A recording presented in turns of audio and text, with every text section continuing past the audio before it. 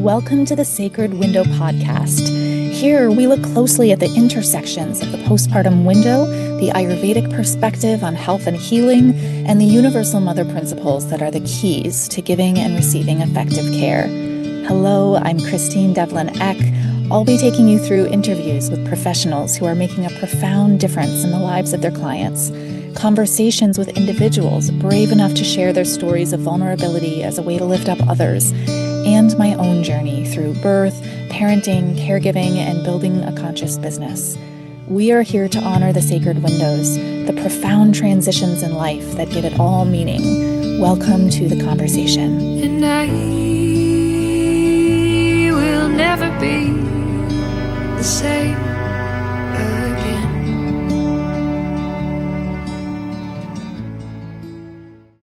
Hello, welcome to the Sacred Podcast. This conversation is one that is so important for doulas and caregivers to have a sense of when babies need to go to the NICU, when families need to adjust their plans for maybe they're not bringing their baby home with them yet. What can we do, and what does it actually look like in the NICU when families are navigating that space? And my guest, Ally Kayton, is my guest today, and she and I connected recently, and through a really beautiful conversation we had, I knew that I wanted her to come share her experiences, her expertise with our community. Ally is a board certified neonatal nurse practitioner, integrative mental health counselor, and the founder of Sage and Stone Holistic Counseling. She's got over 25 years in the NICU and advanced training in trauma-informed care, but also yoga therapy and postpartum mental health. Ally, thank you so much for being here and taking some time. And you're working really actively in this space, and you know what is missing. So with all of the care and the time and the pressure that goes into holding space for families in that space, thank you for taking time to be with us. Oh, thank you so much for having me today. I'm so excited to be here. I'm very honored to be part of this community. And because, you know, tending to moms, families, whatever the family dynamic looks like, it's so important to hold space for them, especially when their baby goes into the NICU. So I'm so grateful to be here to share on this very, very important topic.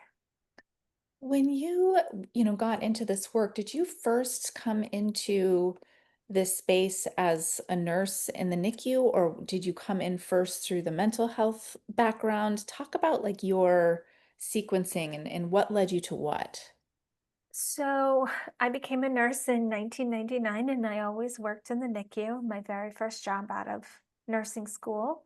And I fell in love with the babies. I actually wanted to work in labor and delivery. And when I spent my day in the NICU, I fell in love.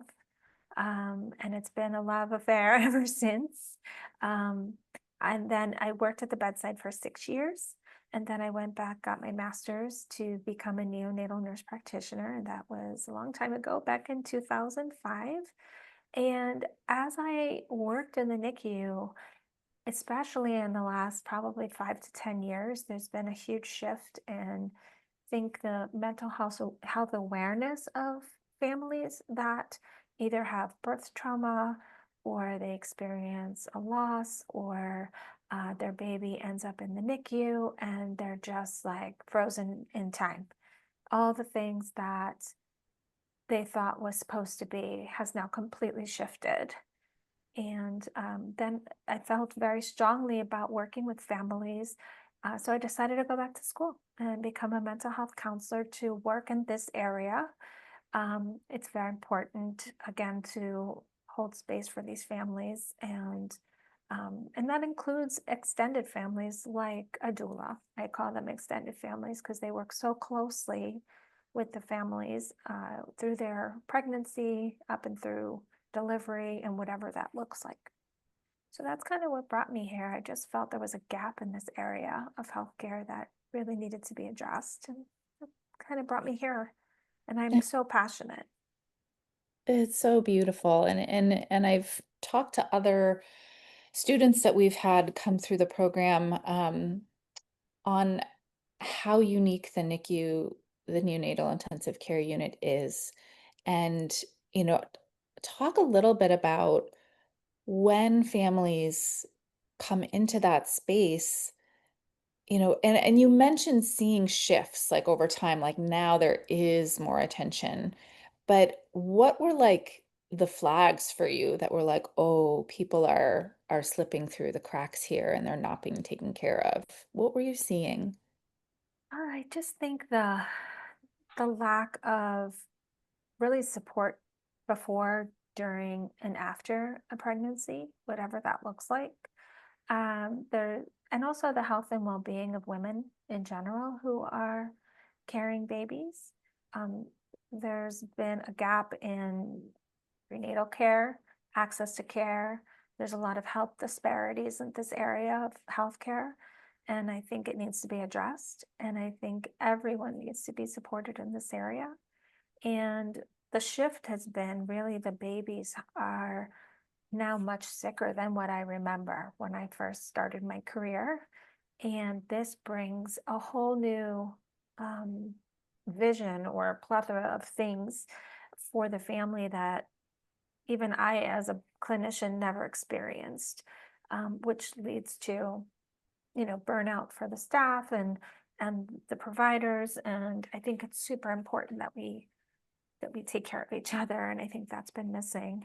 And, we're starting to see psychology in the NICU and having those resources available, and not just the discharge coordinators who are super, super important, but their job is so task oriented, making sure the families get everything they need before they even go home. So there's a lot through the birth, the NICU stay, postpartum for mom and family, and then also what happens when the baby comes home. And is there, so when you were working in the NICU and you started really realizing your calling towards mental health, what have you been able to implement in your work currently? And, since then in the NICU, how is that awareness and that education, that those skill sets, how has that shifted how you're able to show up for families? Um, I started a parent support group at my hospital, which is to me, very important. It's via WebEx as well, so families can join from home and not have the pressure of being in person, which I know is also important. But a lot of times in the NICU, the families don't want to be away from the bedside with their babies. So it gives them the opportunity to log in from wherever they are and be able to stay present with their baby, but also get the support they need. So I did that, and that's coming up in almost 2 years that's been implemented. And I've kind of rallied just this week some of my providers and nursing and respiratory to form a quality improvement committee. So I think we are getting there, baby steps, but we're there. So that's Amazing. what we're doing. Yeah. That's amazing. Yeah, it's that's what we do. Like we're unfolding every step of the way. We're unfolding one thing. We see a need and we address it. And it's also, I think, we talked about this the first time we met, of how challenging it is to be in any kind of massive system and see real change implemented. And I think this is where that role of the doula becomes so golden. It's like Yes. the doula lies outside of that, the bounds of that really intricate, incredibly situated system that, really can take forever to see meaningful change happen. And yet the doula is so intimately connected. And I love how you call them Mhm. part of the extended family. Yeah. Um, and I can imagine like being a doula in supporting a family in the NICU and having you there. It would be just so incredibly helpful for me in that role. What does it look like, I guess, for you when the doulas come in and they're supporting families? How does everyone kind of interact together in that space? So my experience with the doulas has been very positive. A lot of the times they're not allowed to come into the NICU because of just, strict visitation. So the doula, I feel, in my experience, has kind of been like, okay, what do I do now? I've been supporting this family for however long, and now their baby was either born prematurely or a term baby that is now in the NICU. Where do I fit in? How do I help the family? And a lot of times that's going to be outside of the NICU. But my experience with the doulas in the NICU has been very positive, helping mom with pumping and getting on her schedule and helping to keep her mindful, taking care of herself, providing that sense of care and support when a lot of times it's just overwhelming and stressful. The doula plays a really nice role in that. And my understanding is there's actually NICU doula programs that are popping up, which I'm very excited about because this will definitely play a role in just that extra layer of support at the bedside with families, which is amazing. Yeah, because I think, I mean, talk a little bit about the limitations and the constraints that nurses are under in that situation. Like, where have you felt like you don't physically have the time or the bandwidth to do what you know that these families need? Like, has that come up for you or, in the spaces that you've worked in? Absolutely. I mean, we as nurses and nurse practitioners, providers, PAs also work with us. I just want to give a shout out to them because they're amazing part of our team. Um, you feel helpless at times because you're caring for the baby and you're also caring for the parent because it's a whole unit. And you're a lot of times super busy and you cannot always be at the bedside because you might have another patient or two, and you want to be there for them. And whenever I personally can hold space for a family and I have a moment, I will go in and check on certain families that I know need that extra support during my shifts. I've sat on the floor with families during times of loss of a child. I've just been there and just said nothing and held space for the mom to just cry. And I don't want to leave dads out here either because they're such an important part of this as well. And a lot of times we're just speaking with mom or the birth mom, and the dad is kind of standing in the corner. And I make it a point to go and say, "How are you? What's going on? Can I do anything for you?" Because I think that's a piece that needs to be addressed also. Yeah, you bring up two really important things that I want to kind of go further into. In the first, let's kind of break it down a little bit, is the idea of holding space over fixing. And I think Mhm. for a lot of people, and myself included, I'm always like, my natural instinct is to be like, what can I do to like balance it, fix it, make it better? Like, let's come to the conclusion. And I work really hard to like release that feeling, and I talk all the time to students about like it's not actually our role to Right. fix things. It's not our role. And talk a little bit about this. This is like something that is really important to you. I'd love to hear you just talk Mhm. about what's in your heart about that idea of holding space over fixing. I think it is so hard for us to hold space. As you said, the natural instincts is you want to help and fix and just make everything better. And in this type of situation, there's really nothing that you can do at that moment except give the family the space to either grieve, which is, I think, part of this whole process, whether or not there's a loss, there's a grief process of the experience and holding space for that and just silence. being silent is really, I think, super hard for us as humans because we want to, you know, share how we're feeling and want to say, oh, everything's going to be okay. This is okay. Whatever the wording can be, and being mindful of certain types of phrases that we say. But holding space means just meeting people where they're at. It could be a glass of water. It could be providing a tissue. It could be just sitting in the room silently and just being present in case you are needed. There was, I remember when I was doing birth doula training, there was Mhm, a study that was presented about how, um, even in this case, it was a doula, like even a doula sitting in the room, not talking, not doing anything, like not engaging whatsoever, shifted the outcomes, like the actual mhm, math and the outcomes of birth experiences just by being present. Something about us just being there.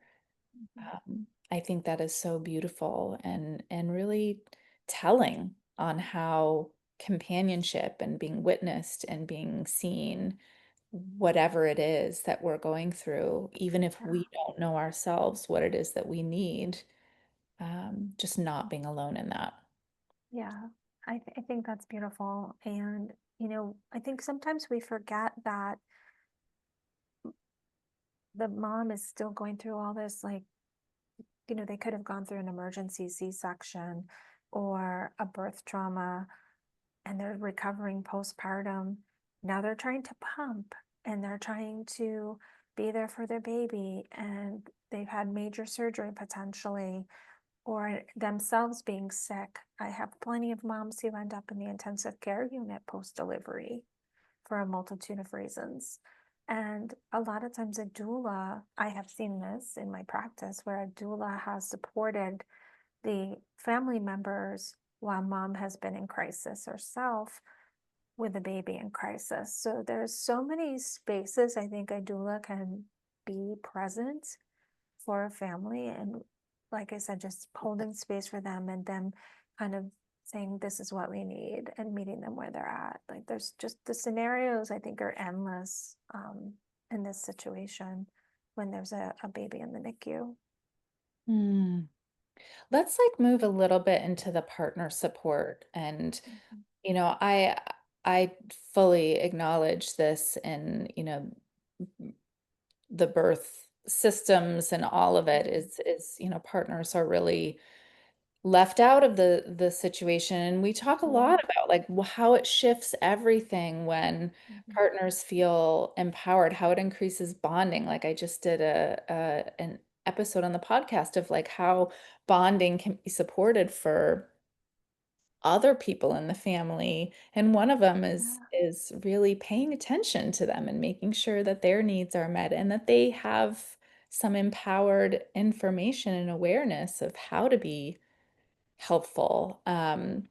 And yeah, talk a little bit about how you've like made efforts and how your department has really shifted its ability to bring in partners and dads. I think the family-centered care, um, when you're in the NICU, a lot of times you feel like you've lost control over the situation, and bringing the family unit into the care of the baby and supporting them as well, I think is super important. And, updating them, giving them time to cry, giving them time to, you know, express their emotions. Because a lot of times the partner is supposed to be the strong one, not supposed to be strong for mom, not supposed to show their emotions. And they also experience trauma as well. I recently had the privilege of working with a mom, um, and she shared she had a very traumatic birth experience and was in the intensive care unit. And her family is now attending counseling as a family, including parents and grandparents, because it was so traumatic. They thought they were going to lose her and the baby. And she was trying to navigate how to process that herself. So making sure that they're supported as well, because it's just as traumatic for them. And the doula can again play that role in really holding the hand and just being there.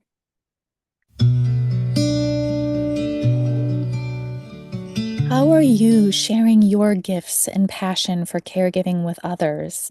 In a world where education and awareness around the postpartum window is lacking or missing from our modern systems, we have a profound opportunity to shift that paradigm.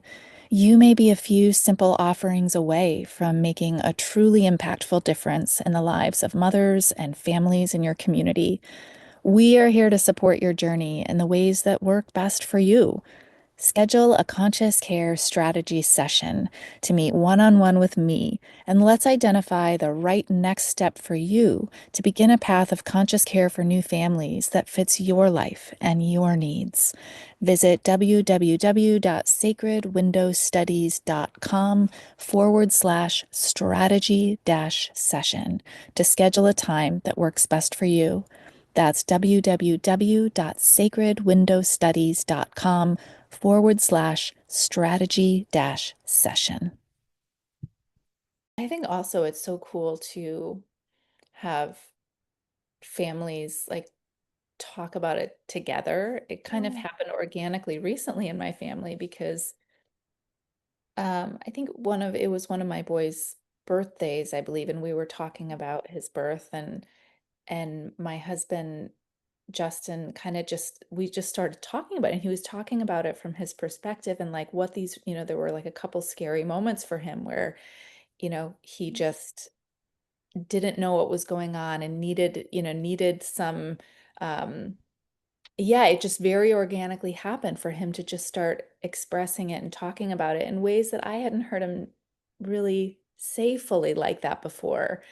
Um and I think it was really cool for my son too to like be a part of that conversation of what that birth was like. And so even like years down the line, mhm. those moments are really woven into who we are and maybe what kind of parents we've become and the freedom to be able to talk about that with one another, but also, I think with our caregivers, um, it's really profound, really important. Yeah. Yeah, definitely. I think it strengthens the entire family system when we give people the opportunity to share how they're feeling and they don't have to compartmentalize it or hold it in, and just allowing people to express who they are authentically. I think in the long term, that does strengthen them as people and as parents, and puts them in a space where they know they're supported and that they're not alone. And I think that's really the biggest thing, is just knowing that you're not alone. And that's part of the reason why I started the parent support group, because it shows parents, and I don't necessarily get NICU parents, I get just, postpartum families as well. And I love when they all exchange phone numbers, because now they've built a community Yeah. and they're not alone. And NICU can be a very lonely place and a scary place, a lot of unknowns. And, you know, we sometimes don't know how to help in a time of crisis. So, also taking care of ourselves so that we can take care of them, that's also super important, because as a caregiver, and a doula is a caregiver, they need to also take care of their self-care in order to be present for the families that they're helping, because it's traumatic, I would think, for them too. Yeah, I think it's so helpful to have like a doula friend Mhm. or, other professionals in the field to be able to kind of talk through some things that happen. I one thing that occurred to me as I was listening to you is that some of our listeners might not fully understand what like the family-centered care model looks like. Can you talk a Mhm. little bit about what families can expect when they go into a hospital that subscribes to that or that really has adopted that? So, what you can expect is really being part of your baby's care, from birth through discharge. Um, and that means being spoken to by the medical team, being able to share, and understand at a deeper level what's happening with their baby, and also participating in the care of their baby and making some decisions with the medical team. How does this look? What do you guys think? This is what I'm thinking. My baby's queuing for bottle today, or the baby's decreased in oxygen today. What do we think about trying the baby off a nasal cannula, or just whatever? Just allowing the parents to ask questions, be part of the care. Touch times, which is when the babies have cares, where their diapers are changed and they are being fed, or just, a lot of times in the NICU, babies aren't eating right away. So we have a reading program at our hospital where parents can sit at the bedside and read a story to their baby. And we have a readathon every year. And we also have a kangaroo care-a-thon every year, which kangaroo care is when a mom, dad, or caregiver, birth parent, any family member can put the baby on their chest, skin to skin, and the babies thrive on that. They usually do so well, and it promotes growth, it promotes increased respiratory, um, their respiratory status improves. So all those things are part of family-centered care. Being present on rounds every day when your medical team is rounding, so you know the whole plan of care. I could go on and on about this topic, but that's really part of family-centered care. And in our hospital, we have some private rooms so parents can sleep over. Excuse me, parents can sleep over, and really be there. And we also have cameras in the room so that if they can't be present, they can see their baby on camera. Like, there's just a multitude of things that we try to do to make sure the families are present, whatever that looks like. Because we do have families that are traveling on vacation and all of a sudden they have their baby in another state. So that can also be challenging. There's just so many different components to this. Wow. Thank you Yeah. so much for that's really helpful. I'm curious, from your perspective, what would you encourage doulas who might find themselves supporting a family who are spending some time in the NICU? What are like a couple really important things that they can do to help you all provide the best support for this family? I think doing what their thought process was on what they were going to do for the family postpartum. Think that can still play a very important role. It may look different because the baby's not at home with mom, but continuing to help mom, with pumping and helping her at home to do that if she's going home, and getting her prepared with lactation and meals. I don't know, some doulas in our area, they help with household things, running errands, taking mom to the doctor if dad has to go back to work or a partner has to go back to work. Those little things go a really, really long way. There's a lot of need there because the mom can't drive for several weeks after delivery. So those little things, I think, is a great way to support, and it might not look the same as what a doula normally does, but I think that, like, just to take that little bit of pressure off.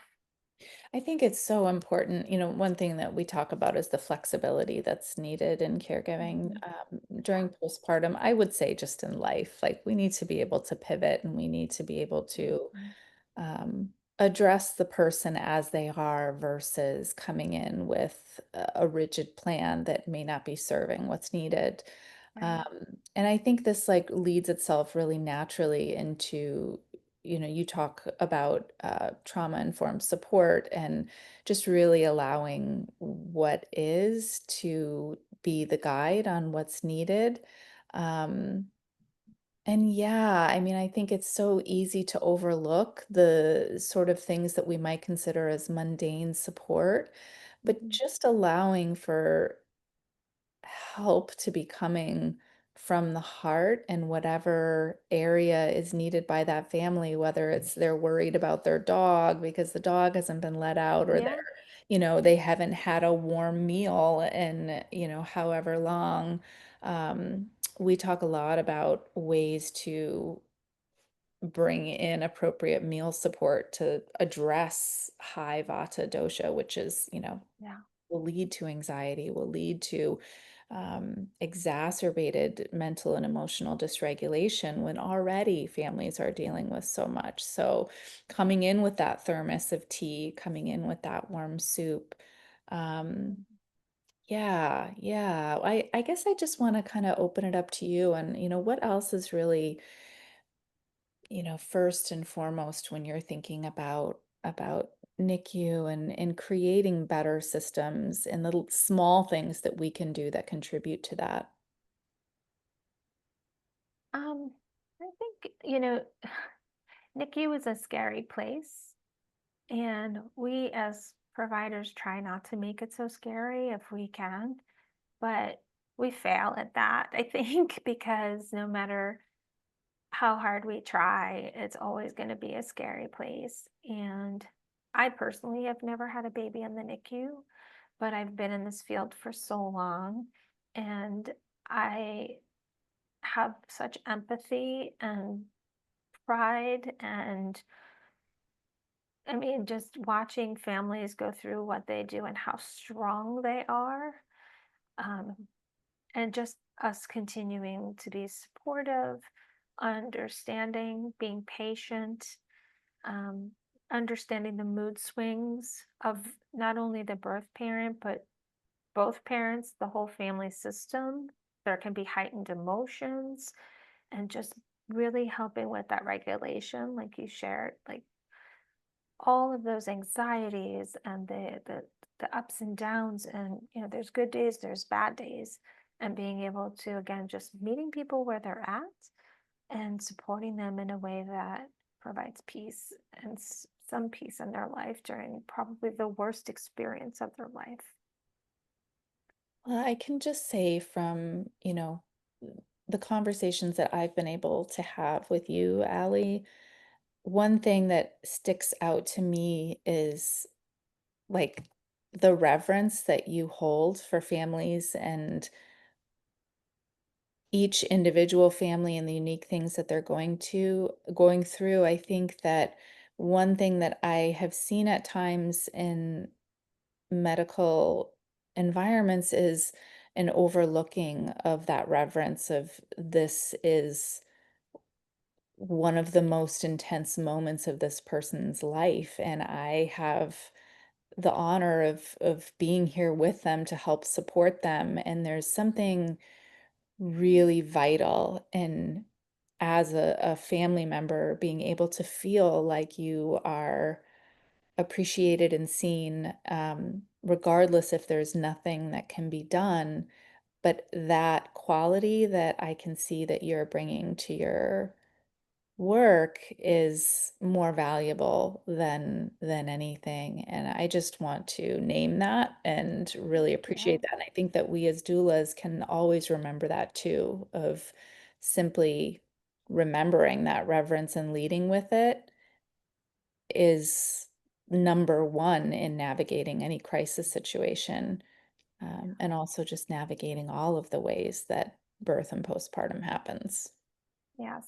And I do think that the more doulas are present in the birth space, in the NICU space, I think there'll also be a deeper understanding of the important role that they play with the families and helping them with their emotions and support and all the things, because all of us as clinicians, we want to do all those things, but sometimes we can't give them the time if we're at work.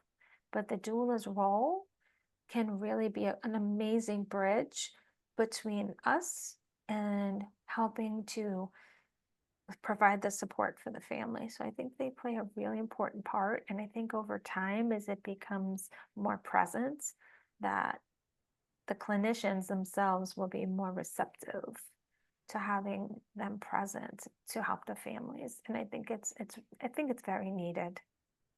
Is there anything that a doula can do to make it more likely that they can support the family inside the NICU?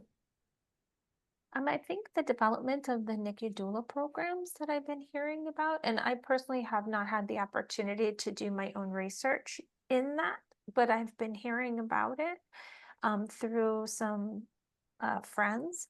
And I think that patience on the doula's part to be received in the NICU space is going to take a minute. um, but just like any other change that happens, it takes time, perseverance, knowing the role that you play and how important it is, and having a champion, finding that one or two, or I work in a very big unit, three or four people to be a champion of what's needed for the families. And I think slowly we'll be able to to see that as as just the norm in the NICU. That's Yeah, my hope anyway. So yeah. Is there anything else that you wanted to share about your experiences or about what you're working towards in support of families? so first of all, thank you again for this time. I'm so grateful. And I did want to mention that I am doing a parent support group through Sage and Stone as well. I'm just getting that off the ground, and my hope is that it's free. So anybody who wanted to go on the website could sign up for the support group. And I'm hoping it gets busy enough where I can host more than one every month. Um, I also do coaching for families if therapy is not the route that they want to go. The coaching is also entails nutrition, yoga therapy, breath work, meditation, and helping families have the tools that they need during a stressful time. And also for the therapy component, um, if that's needed, being there also to hold space in that realm as well. Um, I started this counseling program for families because I just saw such a need, and I'm so glad that it's not hidden anymore and that it's talked about. And I think it needs to be talked about more. And I think we need to help families in assessing the immediate needs and get better at that. Hmm. Thank you so much, Ally. I'm going to make sure that all of the links to the resources are attached in the show notes so folks can research more about what you're doing and really connect with you as a support system. One thing that we have all of our students doing is creating resource and referral guides where we're clear on not only what supports are out there for the clients that we're working with, but also for Mhm. ourselves. It's not Yeah. our role to know it all. That is why we have community and we thrive um, and being able to be cared for ourselves in a professional way when we're resourced. Yeah, of course, if your dog starts to bark. I think, touching a little bit about what you just shared, I do work with clinicians and providers with burnout because the space can become very stressful, even from a doula perspective. I Yeah. think, that there's a lot of, can't forget about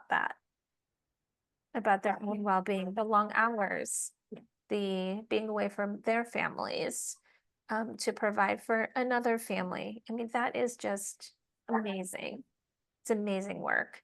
And I just don't want to forget about that as well. And I do provide coaching for first responders and for clinicians and providers um, to help them to have self-care. I think that's first and foremost. And when you do that for yourself, then you're able to fill your cup to provide that for someone else. It's so true. And my feeling about it, it's they're side by side, Mhm. we're giving and we're receiving. And they have to be in balance if we want to be Yeah. able to keep doing both for as long as we can. And that's, in parenting and everything. It's a can feel like a really demanding life. Yes. We're called to give care to other people. Um, and I think the shift that, we're really encouraging is that receiving care shouldn't only come when we're sick or we're Yeah. depleted.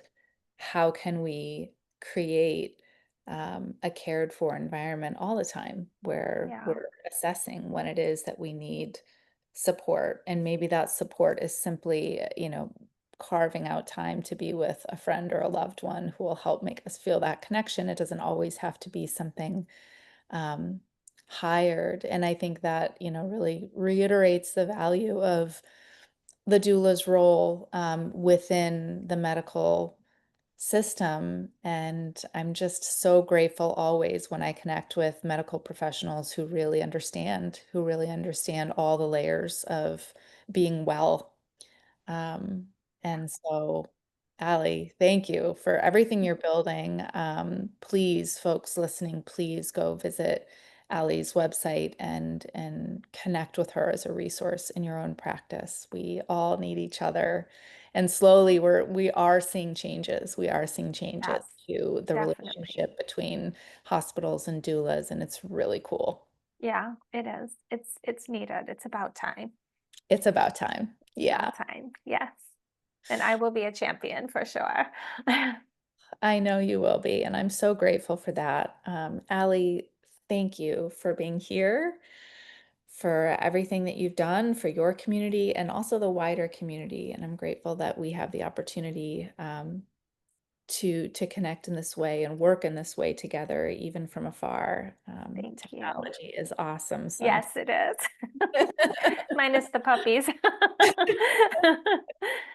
It's I don't natural, it's real.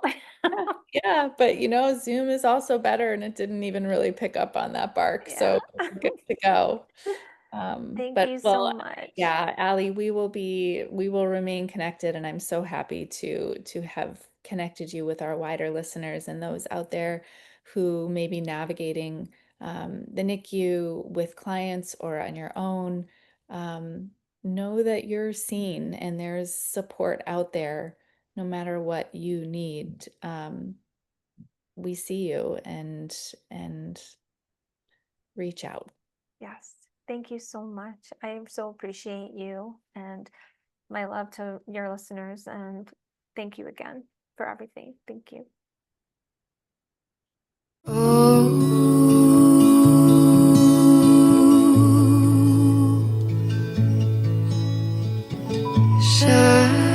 Shanti, Shanti.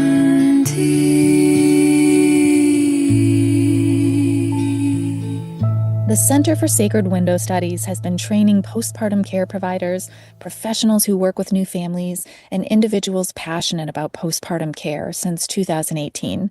We regularly host live free events alongside our online and in-person training and certification programs.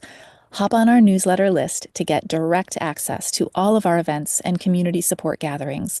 Our mission is not only in training conscious postpartum care providers, but in fostering a robust, informed, and thriving community of postpartum professionals. Once you step inside, you're family forever. Visit www.sacredwindowstudies.com to add your email to our newsletter list. You can support our work by subscribing to the Sacred Window podcast and sharing with someone you know who would love it.